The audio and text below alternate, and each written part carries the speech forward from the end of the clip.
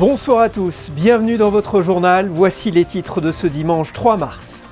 Les grands-mères à l'honneur, c'est leur fête aujourd'hui, l'occasion de se pencher sur leur vie et leur rôle en 2024. La psychiatre Viviane Coves-Masfetti nous en dira plus. L'association des cartophiles de Monaco organisait aujourd'hui une exposition Régnier III Prince Bâtisseur lors d'un grand rendez-vous de collectionneurs à Cap d'Aille. Nos équipes étaient là. Voyager dans le Grand Nord à travers des contes et de la musique, c'est l'expérience proposée hier lors d'un concert jeune public. José Sacré nous racontera. Et puis c'est un motif de fierté et une belle reconnaissance. Monaco a été désigné deuxième meilleure destination d'Europe par un site spécialisé. Nous reviendrons sur les raisons de ce succès. C'est une journée spéciale pour les grands-mères. Tous les premiers dimanches de mars, c'est leur fête. L'occasion de leur dire combien on les aime.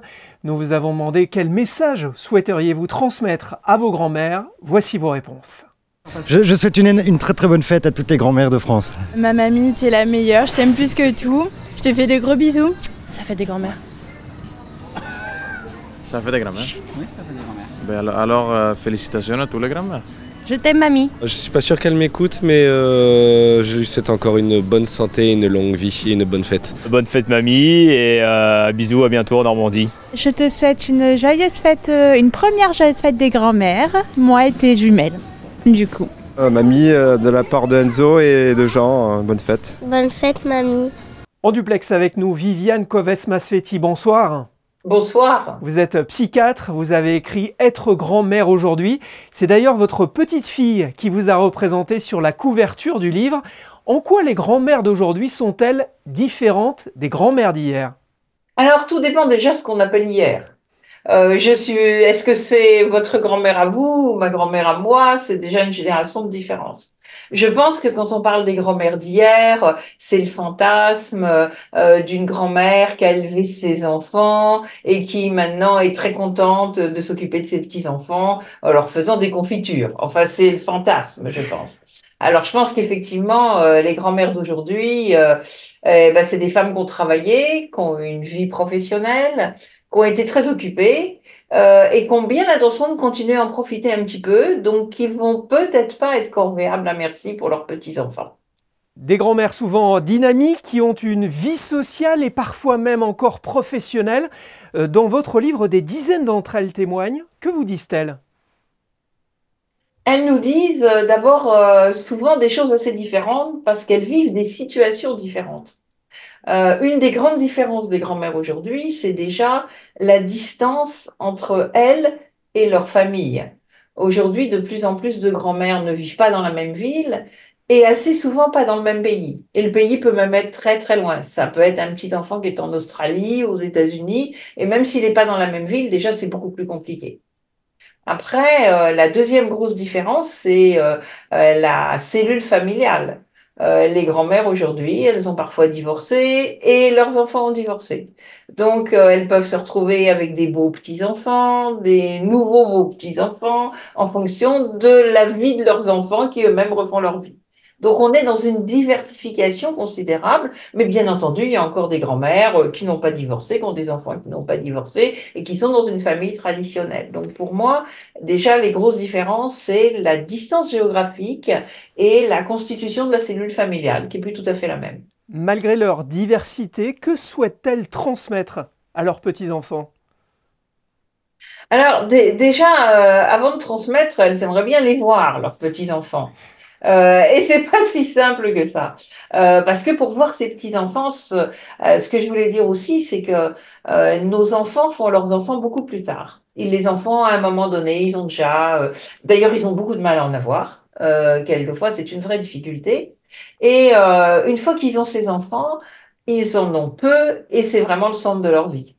Donc, par exemple, une grand-mère me disait, je leur disais, si tu veux, tu m'envoies les enfants pendant les vacances. Et les enfants ont répondu, mais on ne peut pas passer nos vacances sans nos enfants. Donc, ça veut dire que, voilà, les grand-mères d'aujourd'hui, elles veulent les voir, leurs petits-enfants, et il faut se faire une place. Et je dirais, c'est la chose qui est loin d'être évidente parce que les petits-enfants, ils ont des super emplois du temps, il y en a qui me disent, moi, j'ai quand même pas faire une demi-heure de voiture pour emmener mon petit-enfant du dessin à l'équitation et de l'équitation à un anniversaire et les anniversaires des amis, on a toujours, et voilà. Donc, se faire une place, c'est devenu compliqué. Alors vous parliez de place, comment les grands-mères doivent-elles se positionner notamment face à l'éducation donnée par leurs enfants à leurs petits-enfants? Alors ça, vous posez une sacrée question. Parce qu'évidemment, bon, il y a des points communs. On a élevé nos enfants, donc nos enfants quand même nous ressemblent un peu. Ils ne sont pas si différents que ça. Mais quand même, il y a des grosses différences. Je dirais la grosse différence, c'est la place de l'enfant, qui est aujourd'hui, on va dire, du point de vue des grands-mères, immense. Et la grande question, c'est on dit pas. Alors, dire, c'est difficile. La plupart des grand-mères sont extrêmement prudentes hein, avant de dire. Elles essayent de dire pour que ce soit entendu, mais c'est très très compliqué de dire. Quoi qu'on pense. Quel conseil donneriez-vous justement à ces grands-mères? D'être précautionneuse, de faire attention. Faut pas blesser ses enfants. Et ils sont très susceptibles sur la façon dont ils élèvent leurs propres enfants. Donc, je pense qu'il faut arriver à trouver le ton juste. Il y a des grand-mères qui sont des lanceuses d'alerte. Elles voient des choses qui vont pas bien, que les enfants ne voient pas forcément. Mais c'est très difficile de dire et de tout lâcher là comme ça. C'est pas le conseil que je donnerais. Je donnerais comme conseil d'être prudente et affectueuse. Et un conseil aux petits-enfants qui nous regardent? Ah, aux petits-enfants, ben justement de profiter de leur grand-mère parce que elle va pas être là tout le temps. On va donc en profiter de nos grands-mères. Merci. Ben, merci pour votre intérêt. Une bonne nouvelle pour les abonnés de SFR, Free et Bouygues. À partir de mardi, ils seront connectés au réseau Monaco Télécom à leur entrée en principauté, comme c'était le cas déjà pour les clients d'Orange. Pour en bénéficier, il faudra activer les données à l'étranger et composer le +33 pour tout appel vers la France. Tous les amateurs de timbres, monnaies, médailles et cartes postales avaient rendez-vous aujourd'hui à Cap d'Aille pour partager leur passion. L'occasion aussi de découvrir l'exposition Régnier III Prince Bâtisseur organisée par l'Association des cartophiles de Monaco. Justin Hadel, Jean-Alexandre Dordet. C'est au Château des Terrasses, à Cap d'Aille, que les collectionneurs et passionnés se sont réunis. Des timbres, en passant par les pièces ou les cartes postales, il y en a pour tous les goûts. Cette année, à l'occasion de cette 23e bourse, l'Association des cartophiles de Monaco propose une exposition inédite en lien avec le centenaire de la naissance du prince Régnier III. De quoi ravir le premier magistrat de la ville. Il nous paraissait effectivement important de s'associer à la fin de la célébration du centenaire du prince Régnier III à ce grand prince de la principauté. Et nous avons depuis des années l'habitude de travailler avec l'association cartophile de Monaco et l'association numismatique également. Et grâce à eux, on a pu organiser cette exposition dans ce lieu historique pour nous, qui est le Château des Terrasses. Un lieu historique pour un voyage dans l'histoire.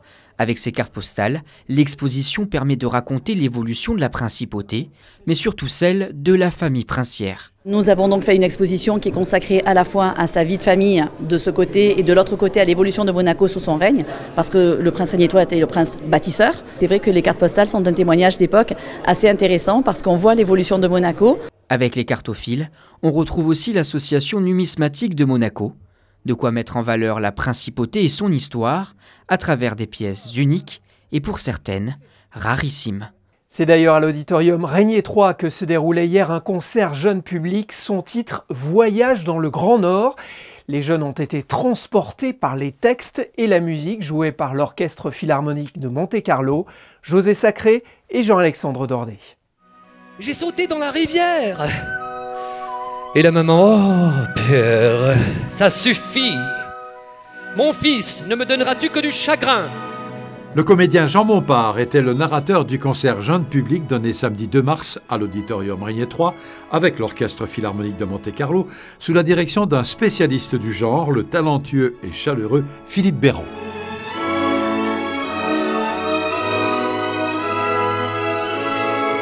J'aime particulièrement tout le côté créatif des concerts destinés aux enfants, à tout le public. Ce sont des concerts qui sont taillés courts, donc sur un format de 45-50 minutes.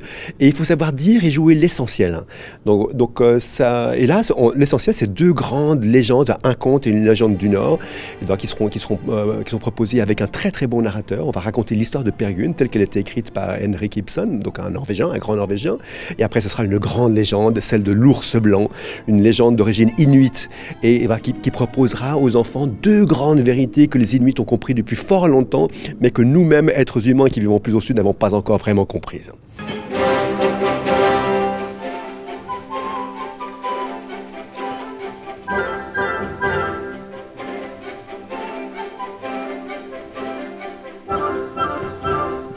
Qu'est-ce que vous aimez dans ce concert? Eh ben justement, c'est le côté créatif. Et c'est le côté créatif. D'abord, le répertoire est entièrement différent. Et même pour une pièce comme Peer Gynt, par exemple, qui est régulièrement à l'affiche des concerts symphoniques, ce qui est intéressant, c'est de remettre cette musique en relation avec le texte. Il ne faut pas oublier que Peer Gynt, c'est une musique de scène, bien sûr, c'est une musique qui accompagne une pièce de théâtre. Et donc voilà, c'est une manière aussi de retrouver l'original avec le texte d'Ibsen. Donc pour moi, c'est plus créatif, c'est plus intéressant qu'un concert symphonique traditionnel parce que voilà, on remet en relation la musique avec son contexte d'origine. Et c'est ça qui est très étonnant. Prochain concert de l'Orchestre Philharmonique de Monte-Carlo, dimanche 10 mars, avec en soliste une légende du piano, Martha Argerich.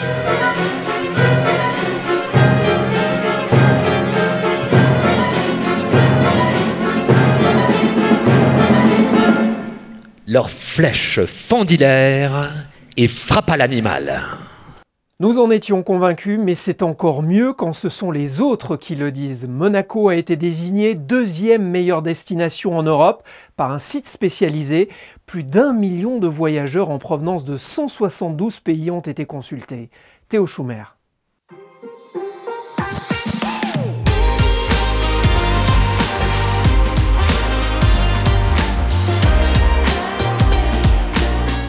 Un pays à taille humaine qui reflète le mariage parfait entre glamour, culture et détente. Voilà comment le site European Best Destinations décrit la principauté qui trône à la 2e place de son classement cette année, juste derrière Marbella en Espagne. Et attention, cette 2e place, ce sont les voyageurs eux-mêmes qui l'ont voté. Ceux qui sont en ce moment de passage à Monaco savent très bien pourquoi. C'est une grande ville, j'aime bien, j'ai venu ici plusieurs fois. J'adore le luxe ici, c'est la grandeur de Monaco, c'est magnifique. I like the architecture, I like the buildings. The boys like the really expensive cars to really look at the other things that we see at home. And the weather is great, but it's mostly the way the city is built and the buildings. Moi je suis venu là principalement pour voir les voitures, je ne vais pas vous mentir. Et pour le moment j'ai été pas mal servi, donc oui je pense que Monaco peut être considéré comme une des meilleures destinations touristiques de l'Europe. Là on sort du musée de l'automobile, de la collection personnelle du Prince de Monaco qui est géniale, complètement abordable aussi. Et puis c'est génial pour un fan de voiture autant qu'un fan du paysage ou autre chose, c'est une super belle île, vraiment. Super, ouais. J'ai bien aimé, c'est vraiment cool. Outre son Grand Prix emblématique, les raisons d'apprécier Monaco sont nombreuses. Celles que le classement souligne en premier sont sa culture, sa réputation en matière de sécurité et la richesse de son histoire. Une histoire qui dure depuis plus de 700 ans, mais une identité qui reste toujours fidèle à elle-même. C'est un très beau prix. C'est un prix qui reconnaît l'excellence du travail des professionnels du tourisme en principauté. Donc bien évidemment, nous sommes ravis de pouvoir le présenter aujourd'hui, European Best Destination Award. C'est la reconnaissance que Monaco est une destination qui se transforme, mais qui reste fidèle à son ADN.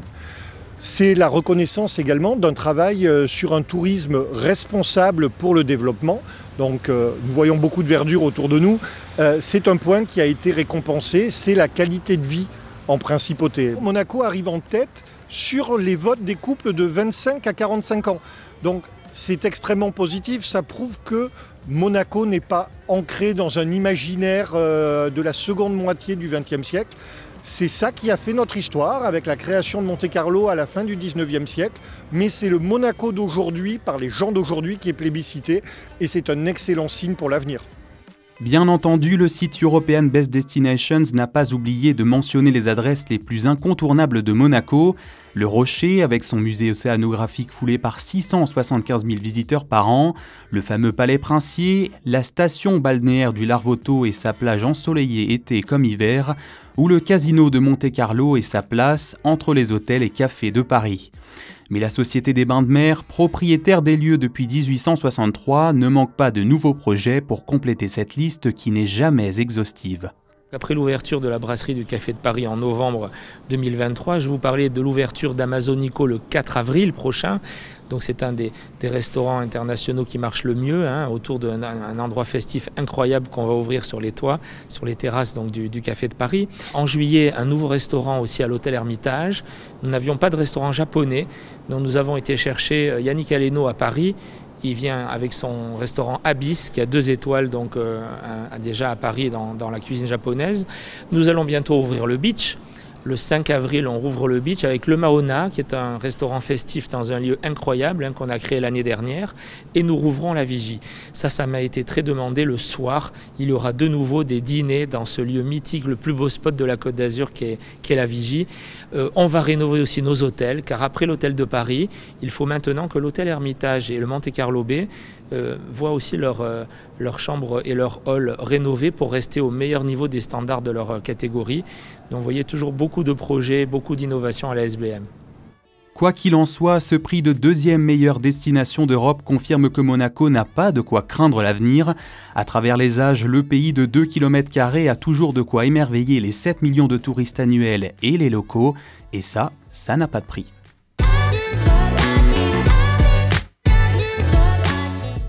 Et parmi les adresses devenues incontournables en principauté, il y a le nouveau Blue Bay de Marcel Ravin, inauguré le mois dernier par le prince souverain. Un nouvel écrin à la hauteur et à l'image de la cuisine du chef doublement étoilé. Le reportage de Yannick Debever, Thomas Deus et Alexandre Gougassian. Bienvenue au Blue Bay Marcel Ravin.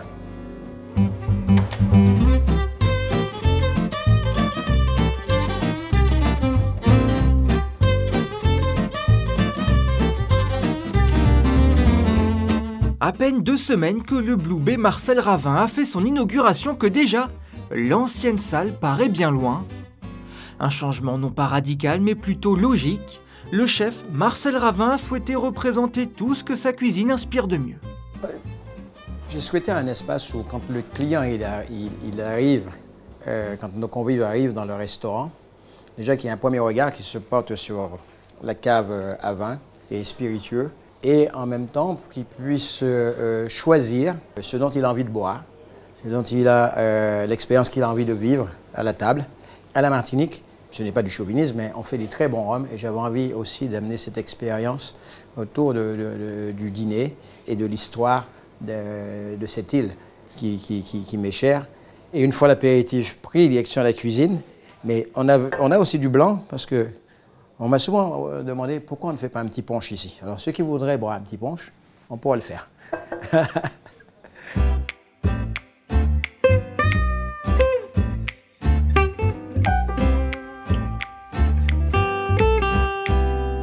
Moi, j'ai toujours souhaité faire une cuisine à la fois identitaire et environnementale. Parce qu'on est quand même dans une région hyper riche en termes de produits. Et je pense que pour qu'une cuisine ait du sens, il faut qu'il y ait une part de nous. Et cette part de nous vient de notre identité, de notre culture. On est sur un mulet doré que j'assaisonne simplement de fleurs de sel, de poivre, comme si on faisait un poisson juste mariné.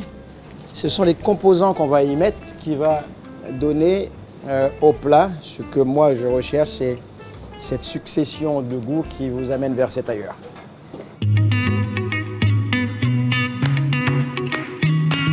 L'idée, c'est de pouvoir jouer. La cuisine doit demeurer un jeu. C'est de pouvoir jouer avec le jeu des textures et des saveurs. Voilà. Renouvelés toutes les 4 semaines, les menus du Blue Bay restent fidèles au chef Ravin. Dans ses assiettes, c'est sa mémoire qu'il transmet à ses convives. Une mémoire agrémentée par des produits venus directement du jardin du Blue Bay.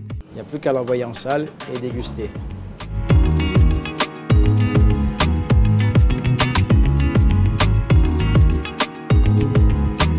Pensée par l'architecte Alexandra Saguet, cette nouvelle salle du Blue Bay propose une accumulation de détails formant un tout cohérent. Plusieurs matières rappellent les 5 éléments entre le bois, le feu, le métal, l'eau et la terre. Un travail minutieux pensé selon une formule, une ode à la vie et à la nature. Plus je la regarde, plus j'ai le sentiment d'une case créole moderne. Il y a ce quelque chose qui est lié justement au voyage et au monde créole. Je n'ai pas rêvé de la salle, mais j'ai souhaité qu'on puisse faire quelque chose qui me ressemble, une salle de restaurant qui soit en parfaite cohérence avec l'histoire que nous racontons dans l'assiette. Et donc, à travers les matières, à travers tout cela. Quand je la regarde, en tout cas, c'est l'histoire que je voulais raconter et que je vais encore raconter de manière plus profonde et plus intime. C'est au beau milieu de cette salle que l'on trouve le cœur du restaurant. Dessiné comme un arbre prenant racine, l'architecte et le chef ont pensé un lieu de vie et de création, une véritable cabane à pâtisserie. Mes pâtissiers, il était aussi important qu'ils soient visibles et qu'ils prennent plaisir et que les clients viennent les voir, pouvoir échanger. Et nous allons développer encore plus cet espace en amenant des petites surprises auxquelles le client ne s'y attendra pas. C'est vrai qu'on a l'habitude d'être un peu excentré et puis là finalement on est à la vue de tous, donc ça nous permet à nous d'être encore plus précis que l'on est déjà, vu qu'en fait on fait partie un peu du spectacle et de la vie du restaurant. Donc c'est très plaisant en tout cas. Venir au Blue Bay Marcel Ravin est une expérience unique. Mais il est possible d'aller encore plus loin. La table de Marcel propose de passer de l'unique à l'exceptionnel. Lorsqu'on a décidé de revoir le restaurant, je me suis dit, mais pourquoi ne pas prolonger cette table de Marcel, mais en créant vraiment un concept différent, un restaurant dans le restaurant. Et vous pouvez manger avec des gens que vous ne connaissez pas. Mais ce dîner va être réalisé bien sûr devant vous. La seule chose qui m'intéresse, c'est de connaître vos allergies. Et ce qui devient intéressant, c'est ce que vous n'aimez pas. Parce que c'est peut-être aussi de vous faire manger ce que vous n'aimez pas, ce que vous pouvez peut-être avoir une impression et tout. Et travailler dessus. Mais il y a aussi des techniques, aussi même au moment de la dégustation, peut-être vous amener à oublier un peu vous-même et de revenir un petit peu à cet état sauvage.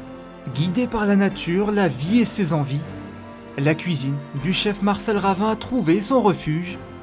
Anticonformiste, c'est paradoxalement dans sa case qu'il a l'espoir de décrocher une 3e étoile au guide Michelin. On passe à la météo après un dimanche gris et pluvieux. C'est un lundi ensoleillé qui s'annonce. Bonsoir Justin. Effectivement Sébastien, après un week-end mouvementé, retour au calme, il ne devrait plus y avoir d'averses, sauf dans la nuit. Le soleil devrait d'ailleurs faire son retour dans l'après-midi, même si les nuages persisteront. Mais attention, cela pourrait être de courte durée. Niveau température, ça varie légèrement, 8 à 15 degrés, avec un ressenti pouvant descendre jusqu'à 6. La mer, elle ne bouge pas, avec une température approchant approximativement les 14 degrés. Le soleil se lèvera à 6h59 et vous pourrez admirer le coucher de soleil à 18h24.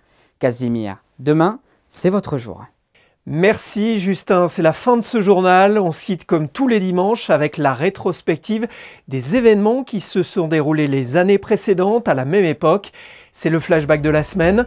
Demain, vous retrouverez Julia Vial. Excellente soirée sur Monaco Info.